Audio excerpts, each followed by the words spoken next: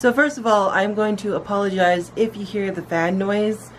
Actually, I'm not going to apologize. If you hear a fan noise, it's hot, so my fan is running. So you might hear that running in the background. Second of all, you might notice a different in video quality and also my struggle to keep my eyes here instead of there, because the screen is there and the lens is there. So that means I got a camera.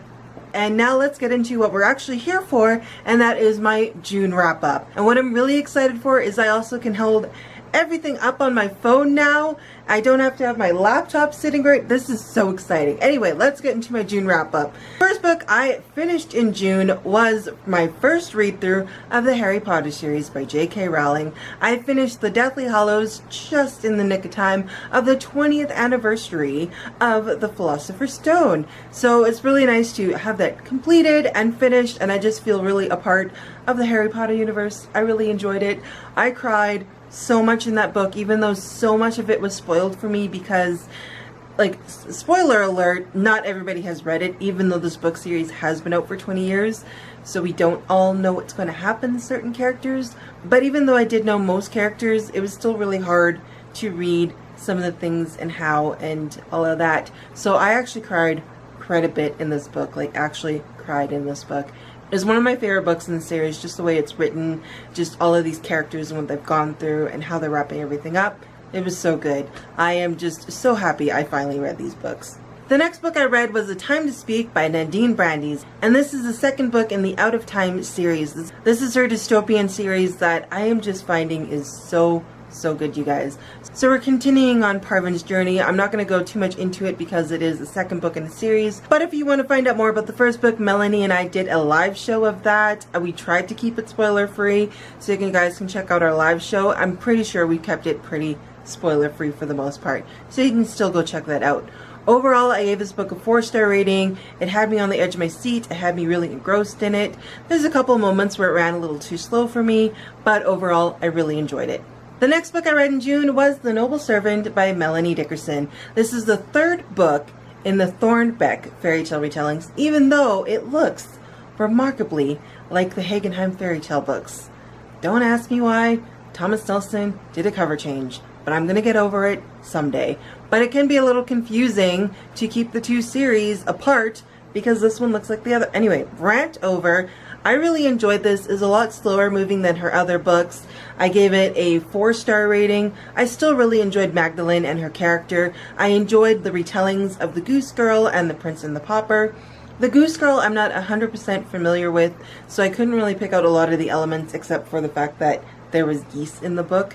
And the Prince and the Pauper I'm a little bit more familiar with, so I picked up a lot more of those elements, and I really enjoyed it overall. Overall, it was a really light-hearted read. It was a lot of fun to read. I actually read this in almost 2 sittings, I think, or 1 sitting almost. I think. I can't remember now. And I was just in a reading mood that day, and I actually powered through both this and A Time to Speak in one shot. I know. That's pretty impressive even for me. And this is actually our Coffee Chapters and Christian YA book club pick for June. We will keep you guys posted for our live show date. The day I'm filming is our live show for The Sacred Scarred. So you've probably announced it already. Hopefully. Maybe.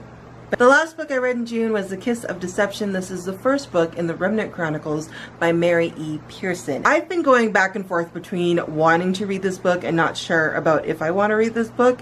And I decided to actually just take it from my library and give it a try.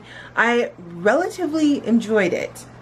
And I will say that the content is moderate, so on the high end, so it's a moderate content if you're looking at the content rating. Definitely violent.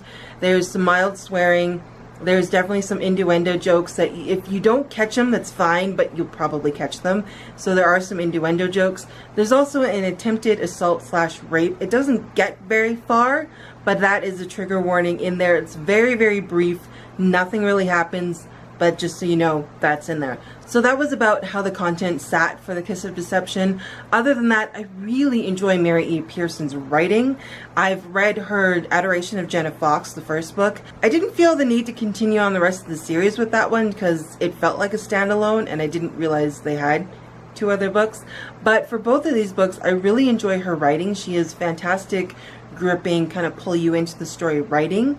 Even though there wasn't a lot of action happening the whole time in the book, till you get to more, maybe like the second half of the book, you do get drawn in as to what's going to happen to these characters. So basically this book is about a princess who escapes an arranged marriage on the day of her wedding. So she escapes to kind of set a life on her own, to maybe find love and actually get married for love rather than to be pawned off.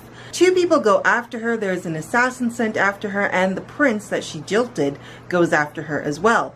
And you meet these two men, but the entire time until right to the end, you have no idea which one is which. And to be honest, I think once I decided to stop figuring out which one is which, I enjoyed the book a lot more. I spent way too much time figuring out who was the prince and who was the assassin, and to be honest, I was wrong. Completely wrong. Just totally wrong. Very, very wrong. Very wrong. But it was good. I really enjoyed this book. I'm interested enough to continue on to the series. I'm told the content pretty much stays about the same-ish, so it is about the moderate content side of things. Overall, I gave it a 3-star rating. I mean, it didn't wow me. It wasn't like the most amazing thing I've read, but I'm curious enough to definitely keep going and to find out what happens to these characters, because there was a mild cliffhanger at the end, and you know how we all love cliffhangers. So I'm very interested to keep going. In fact, they're sitting at my library right now, ready for me to pick them up, so I better go do that at some point. Now, I am filming this a little bit early, and since I've started filming my wrap-ups a little early, I am in the midst of 2 books. So at the end of my wrap-ups now, I'm going to mention what I'm currently reading, and if I do finish these books after I film this video, I will be mentioning them in my next month's wrap-up. But currently I am reading Jewel of the Thames, which I probably said wrong. It's book 1 of the Portia Adams Adventures by Angela Mazzari.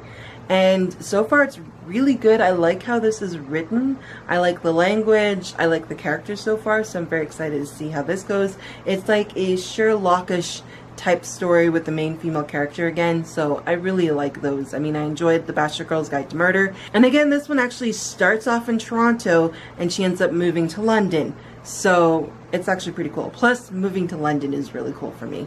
The next book I'm currently reading is The Thief by Megan Whalen Turner. I've recently seen the release of the 6th book of this and their new cover changes, and they're really pretty cover changes, and that's what kind of drove me to read this. Also, it's been sitting on my TBR shelf on Goodreads for a very, very long time, so I thought I would finally check it out. Not much is happening in it right now. I mean, basically the main character is just sitting there whining on this journey, and not much is happening. So it's a slow read. I definitely won't have this one finished before the end of June. But so far not bad enough for me to DNF it. So those are the books I've read and the books I'm currently working on for the month of June. Let me know in the comments below what your favorite book was for June. I do read all your comments. I love reading what books you guys enjoyed, and usually I have been adding them to my TBR shelf on Goodreads. I am reading, I am enjoying, I like seeing what you guys are reading, and I've added quite a few to my TBR after hearing what you guys thought about them. So that's it for me today, guys. As always, thank you so much for watching. I'll see you next time. Bye!